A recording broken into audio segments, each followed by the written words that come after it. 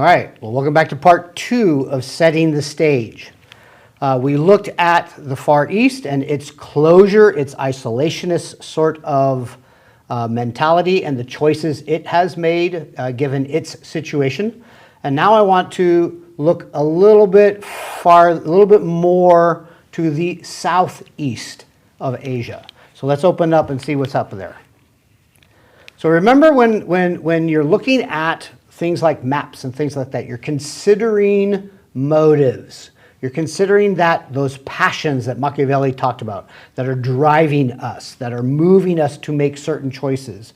One thing that you can see is, or ask yourself is, well, where is the action? Where is the action taking place? And if you look back at the map, remember we looked at this at the previous video, where is the action? Well, if I'm going to pinpoint the action, I would say, well, Western Europe is a point of action. We have the Caribbean, lots of things going on towards the New World, North America, Central America, Caribbean, and the South America. But look towards the east. Look at what's going on there. There is a lot of going on just north or around Australia. This is the Southeast Asia islands. But also, look at the tipping point, the kind of connecting point, and that's India. So I want to take a look at this point, because if you're looking at, well, what's going to happen next? Who's going to be the shakers and movers in what parts of the world? You want to look to see where the action is taking place. And India, at this point, is a big, big deal. And I want to look at it from two standpoints. I want to look at it from the standpoint of the Indian people, the people who are already living there. And then I want to look at it from the standpoint of those who are trying to get the action. They're trying to gain something from that part of the world. In this case, it's going to be primarily Britain. France is going to play a little bit of a battle with this for a little bit, but Britain's going to overwhelmingly dominate well into through the 1800s. So 1600s and early 1700s, you have the Mughal people. Mughal people are Islamic. They are in the northern, that's that kind of pale green looking kind of area up on the top. The Mughals were the Muslim people that had moved down through the north and sort of settled and dominated the northern part of India, or modern day India. But in the early 1700s, Hindu princes called Marathas, they sort of rise up, and they're in that kind of orangish brown looking kind of glob down in the south. They're consolidating against the Mughals, and they are moving, sort of expanding west or eastward, and they're taking over more and more and more territory. By the mid-1700s, the Mughal region has contracted much more. See how much littler? See how much smaller the little pale green is? It's because of the Maratha territories are taking over more and more and more and more of the region. The rest of the region, the rest of the areas, the purples and things like that, that's fragmented regions controlled by scattered princes and rulers. And if you consider it, when there are multiple people sort of throughout a region, semi sort of in control and others are not in control, and some regions they're there and other regions they're not, and the ability to move about throughout is stagnated, it's fragmented, it's scattered. That is an area that is ripe for the taking. Someone who has a dominant might, dominant power, bigger army can come in and just knock them off one by one. And that's what's going to happen when Britain comes in and decides that it likes the territory and it wants the resources. It wants that sort of from England around Africa up as a little pit stop in India to be able to then go off to the Far East and come back and go around and bring it back home. That route, India is a key port, a key place to land. So, see what I mean? It's that area again. The trade that's going east and coming from the east becomes massive, huge.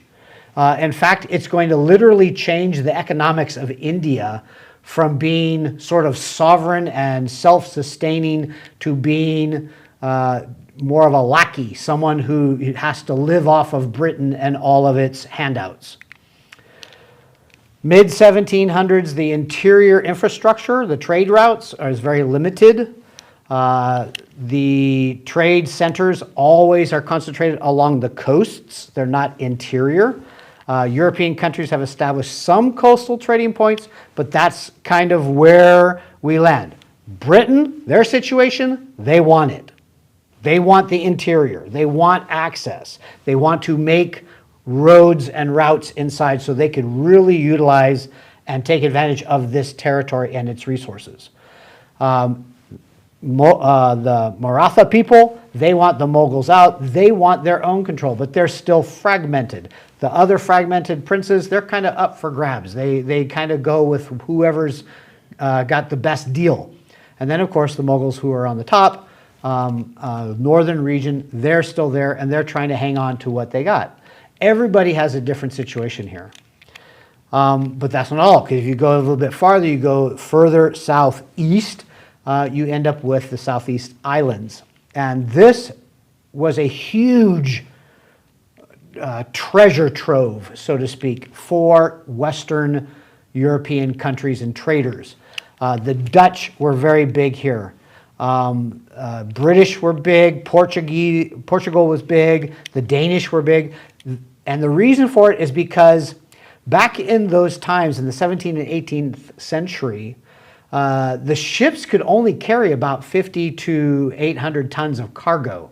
So you put that much cargo, you put enough gold, to say, put gold on a ship to carry that much weight, you're not going to be able to move that much gold. But spices, which were abundant in Southeast Asian islands, these spices became the #1 commodity because they were very, very light. Very light. And for a small amount of spice in Western Europe, you could get a big price. Remember, cooking in Europe wasn't all that fancy. Basic spices, basic cooking sort of ingredients. But now they could bring in exotic types of spices. And the Western world wanted it badly. So again, the Europeans kind of clustered along the edges, the coastlines of this, but could not get in. What do you think they want? Just like India, they're going to want to get in. How are they going to do that? Well, there's probably a zillion different ways they can do that. If they were really, really evil, they could probably go in and put plague throughout the entire land, kill all the people, and just take it. Or they might do something less nefarious, and they might do trade contracts. They might end up bartering. So as we move into this shift from traditional to modern, we're going to look for what ways did these big players, that really had made the advances, how did they come up with ways to advance their cause? How did they get what they wanted? And did they? Same thing, different perspectives. You got to look at it from different perspectives. What about the people that are living there?